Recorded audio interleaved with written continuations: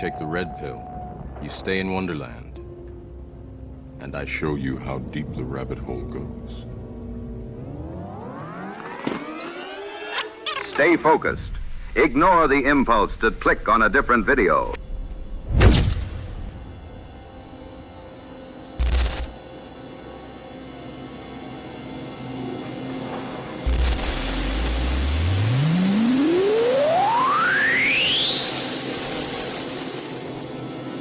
If you're still in denial and you think our government cares about us, then this video is for you. From the 1980s and throughout the 1990s, the Psyop was wearing off. People were starting to wake up here and there. Then, the internet was invented. Digital disinformation. Concerns that modern social media algorithms and independent platforms are used by bad actors or government agencies to spread disinformation and exploit fractured public trust.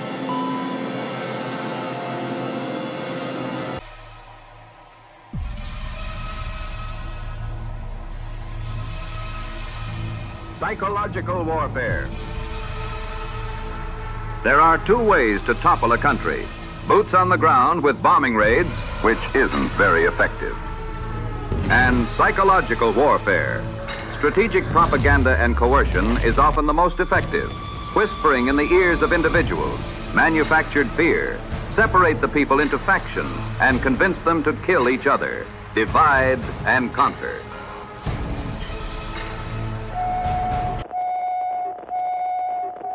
You have been part of the greatest psychological operation ever carried out at scale.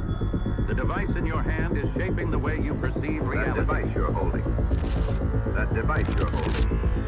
That device you're holding.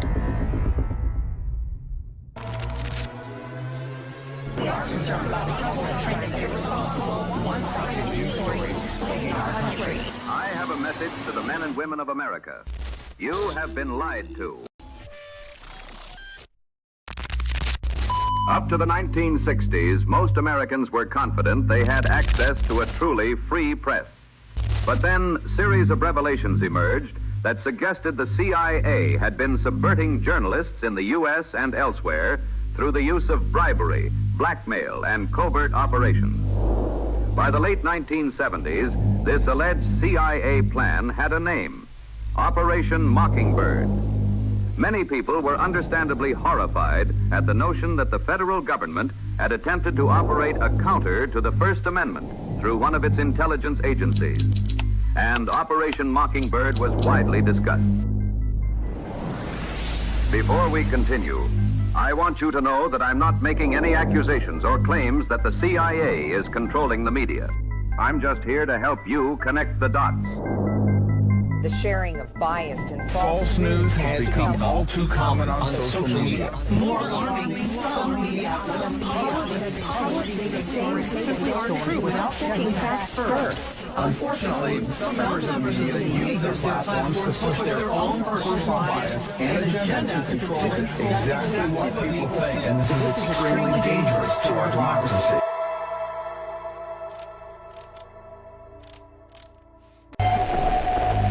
Operation Mockingbird. The CIA recruited American journalists into a propaganda network to control the narrative. Are you noticing the pattern yet? Remember, this is for entertainment purposes only. Keep your eyes focused on the screen. The television proved how powerful one screen in every living room could be at shaping public opinion of the entire country. Mass persuasion had never been easier. Operation Mockingbird's core, without its later moniker, began as pragmatic responses to Soviet propaganda in the early 1950s, though its roots traced to 1947 with the CIA's formation and National Security Council Directive NSC-4A, authorizing psychological operations, including fake news dissemination.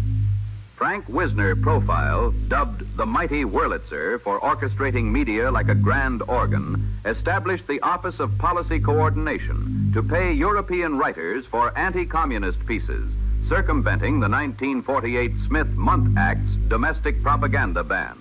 Hundreds of journalists from prominent U.S. outlets, including the New York Times, Time Magazine, CBS, Washington Post, and Miami Herald, served as media assets, embedding agency-friendly stories or suppressing details, often independently of newsroom leadership. Claims that intelligence insiders selectively leak information to sympathetic journalists to shape political narratives, undermine disfavored officials, and protect their own interests.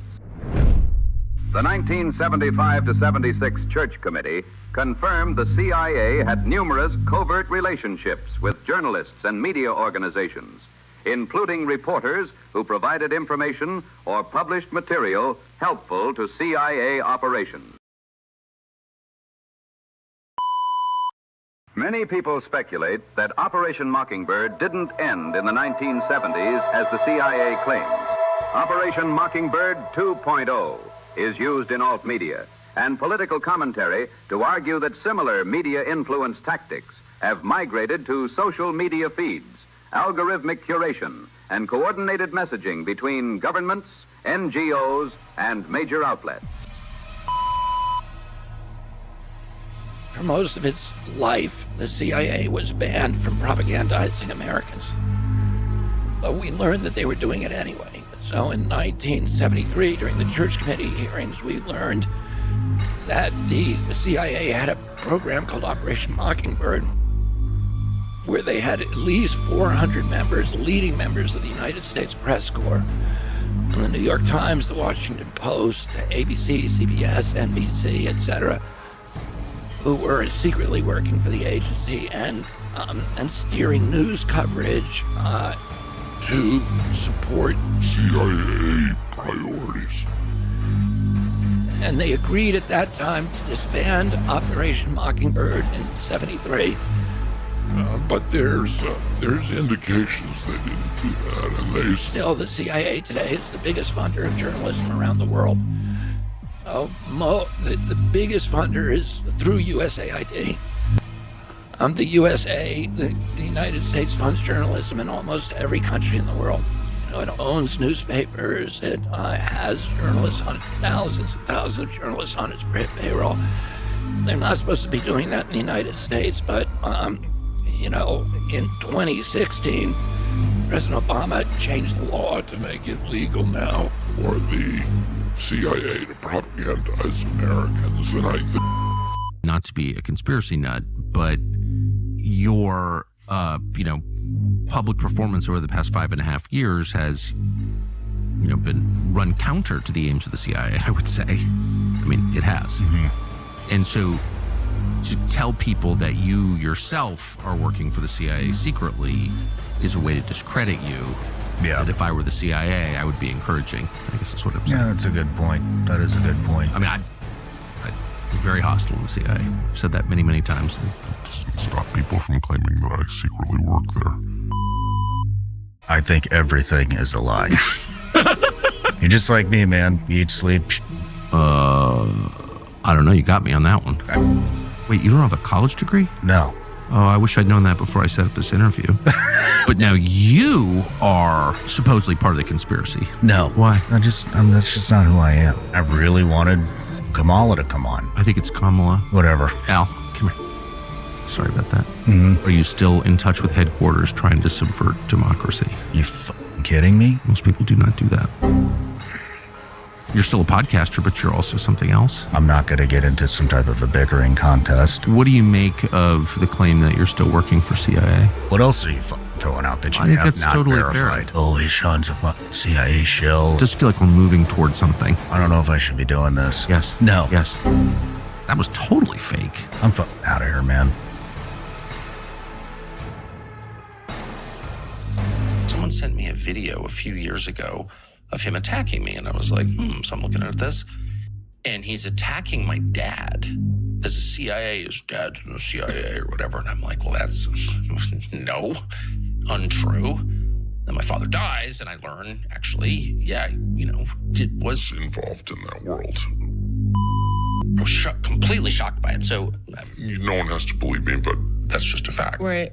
This was in March of this year. And I'm like, well, how the hell would this child from Chicago My dad was 84 when he passed. Like, who does this guy know who my dad is? And like, he's in intelligence. How would he know that? And it was like, you can't believe anything Carlson says because his father was in the CIA and he's a CIA, working on behalf of the CIA. Well, I mean, I think It's pretty obvious, and Can you see it yet? This whole thing is one big psyop.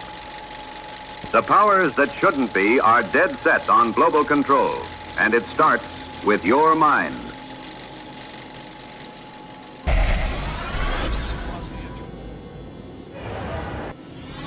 There will always be chaos in the world. There will always be suffering and pain and misery, and there's nothing we can do about it right now. Fear, influence, coercion, control. As long as you're scared, you can be influenced. You can be coerced. Fear not, human. Fear not.